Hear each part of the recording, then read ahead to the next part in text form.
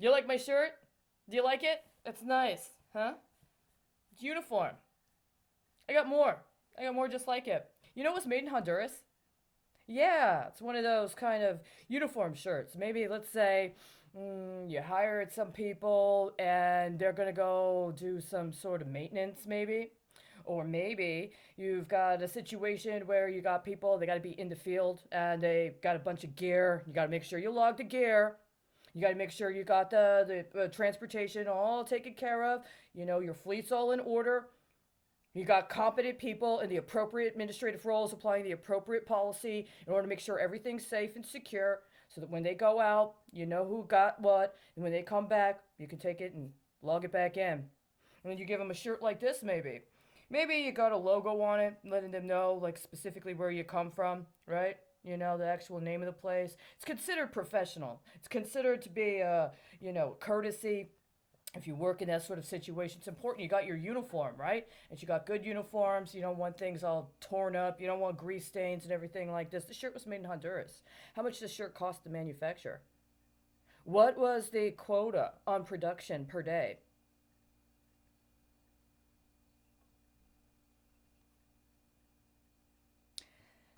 Last year, there was a report that 7 tankers of oil were being returned to the United States from Saudi Arabia.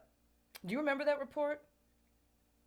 It came very early in the whole announcements regarding COVID 19. Now, I understood it from a particular perspective. See, somebody had characterized the Seven Sisters. Well, let's just say that they would not be able to pass an ID check into the nightclub you're expecting them to meet their princes at, right?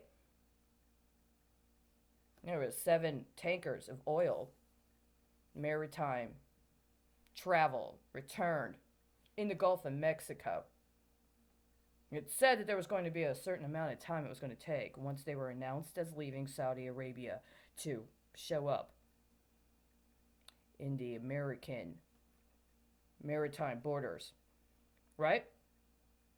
But sometime after that, there was also an announcement about how Saudi Arabia dispatched a representative to go speak to the Minister of Energy in Mexico regarding the Mexican gas and oil sector and how they were producing too much.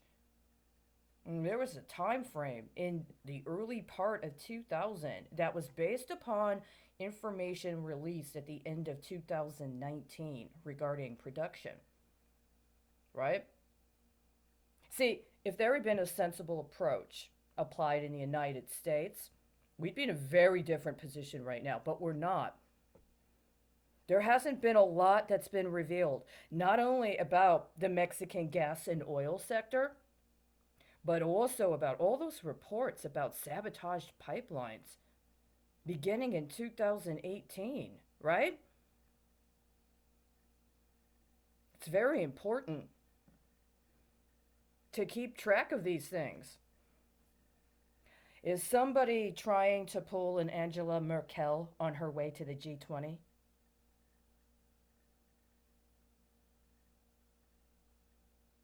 You will not be coming back an American, and I know that.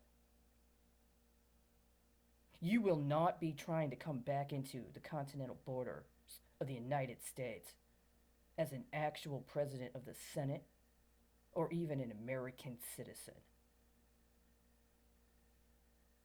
And I know that.